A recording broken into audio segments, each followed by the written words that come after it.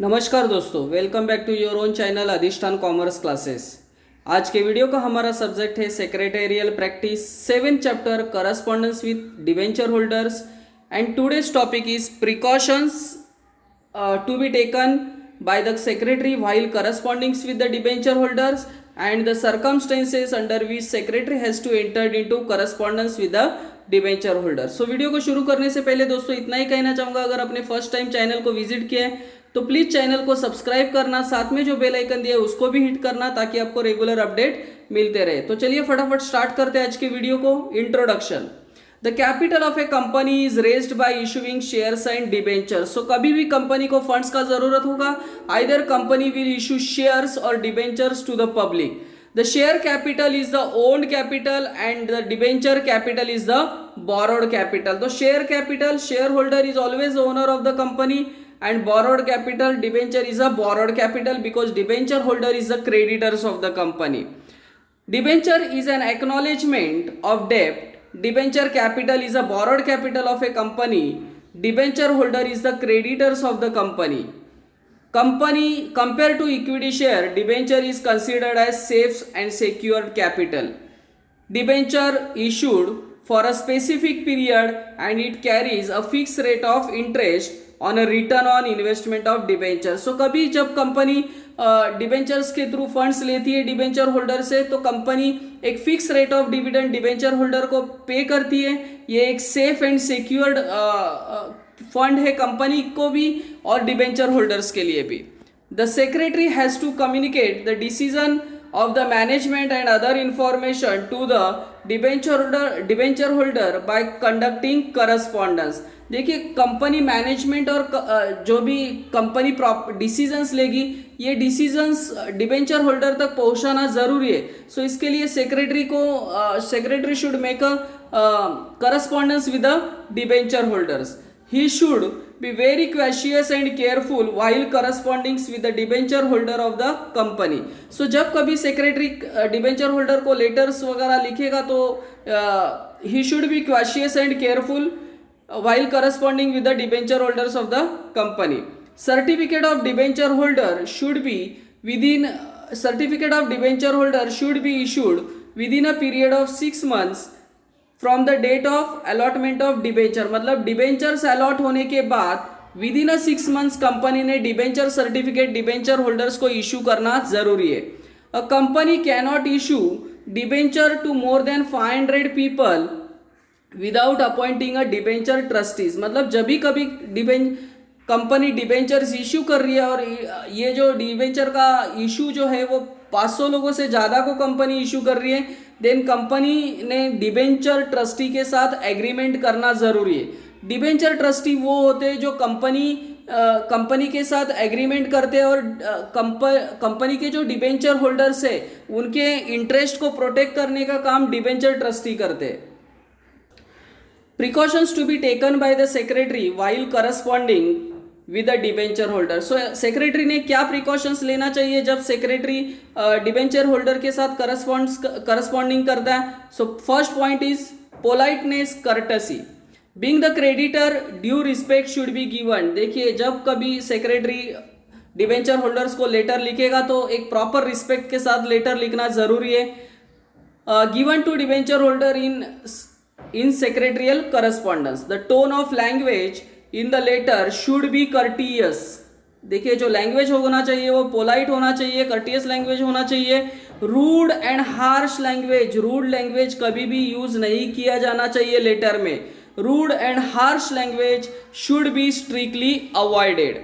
Prompt response, second point, prompt response.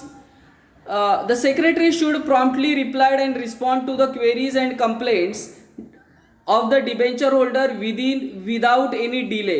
सो जो भी queries होगा, प्रॉब्लम्स होंगे, कंप्लेंट्स होंगे डिबेंचर होल्डर को, उन्हें प्रॉम्प्टली रिप्लाई करना चाहिए। Third point, legal provisions. The secretary should follow statutory provisions of the companies act 2013 and other relevant laws while corresponding with the debenture holders.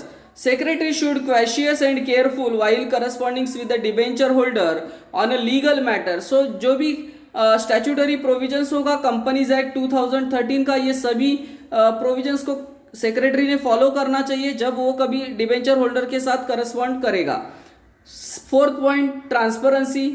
To maintain greater transparency with debenture holder it is necessary to disclose all correct and accurate information to the accurate information of the company. So जो भी company का correct accurate information होगा ये debenture holder को provide किया जाना चाहिए।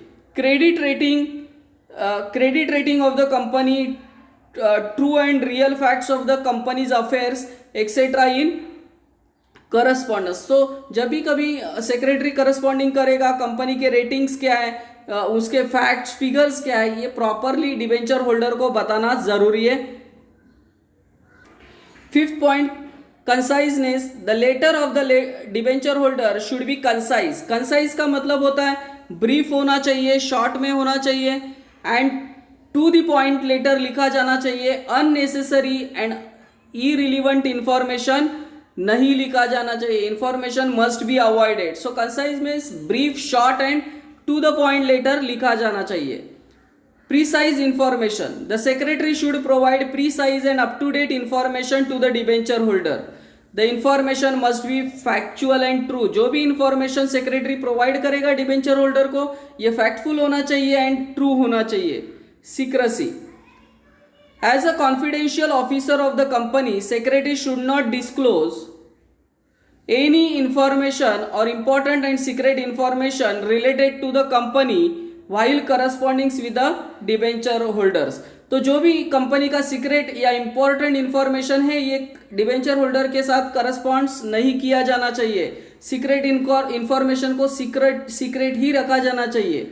8 point, image and goodwill of the company.